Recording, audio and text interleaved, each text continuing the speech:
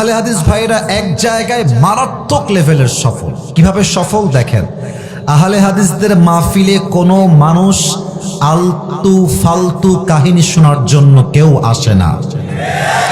আহলে হাদিসদের ভাইদের মাহফিল করতে চাইলে আপনাকে সহি হাদিস ভিত্তিক, রেফারেন্স ভিত্তিক প্রত্যেকটা কথা আপনাকে বলতে হবে যুবক ভাই।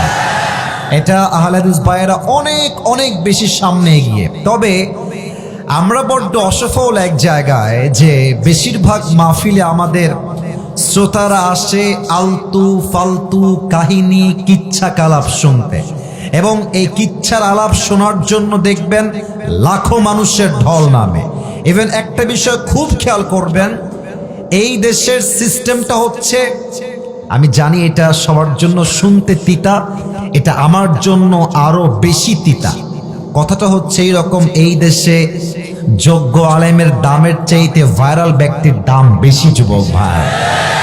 শুনতে তিতা, আমার জন্য তিতা, আপনার জন্য তিতা, বাট সত্য এটাই। আমার চাইতে কত যোগ্যতা সম্পন্ন আলেম আছে, মানুষ দাম দিতে চায় না কেন?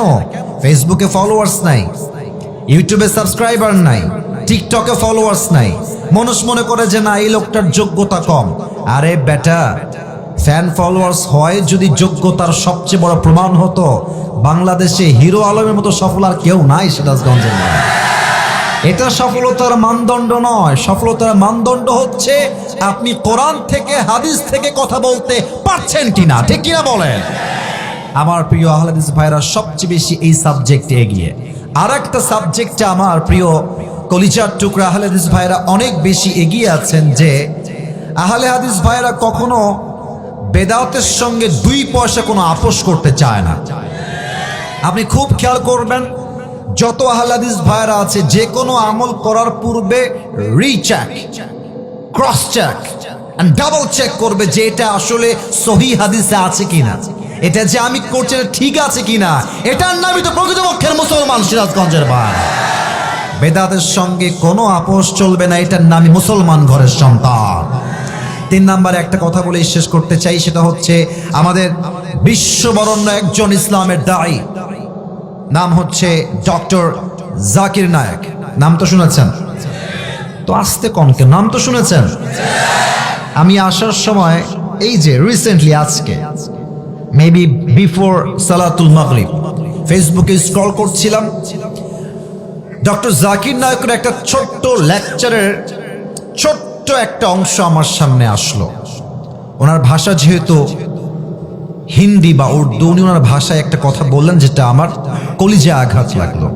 উনি বললেন যে अगर आप ये समझना चाहते हैं कि कौन सी जमात कुरान और हदीस के सबसे करीब है, तो मैं कहूँगा अहले हदीस सबसे करीब है, क्योंकि ये जो भी काम करते हैं पहले ये सोचते हैं कि ये कुरान में है, ये हदीस में है। अगर कुरान में और हदीस में सही बात है फिर मैं अमल करूंगा, अगर ये कुरान में नहीं है, हदीस में नहीं है, तो मैं इस पर अमल करना नहीं चाहता। ये अहले हदीस की पहली निशानी है कि वो सही हदीस पर अमल करने की पूरी तरह कोशिश करते हैं। उन्हीं बोलें आपनी যদি পর্যবেক্ষণ করেন যে কোরআন এবং সুন্নাহর কাছাকাছি সবচেয়ে কোন দলটা একটু বেশি এগিয়ে আছে, উনি বললেন আহলে হাদিস অনেক বেশি এগিয়ে আছে। কেন এগিয়ে আছে?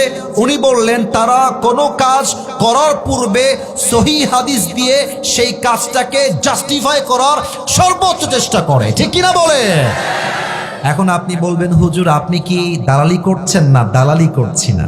আমার কথা হলো যেই দলের যেই ভালো দিক আছে আমরা সেই ভালো দিক বলবো, আমরা হাতে হাত রাখবো, আগামীর বাংলাদেশ ইসলামের বাংলাদেশ হয়ে যাবে। আল্লাহ আমাদের সবাইকে ঐক্যবদ্ধ হয়ে কাজ করার তৌফিক দান করুক। পড়েন সবাই আমিন।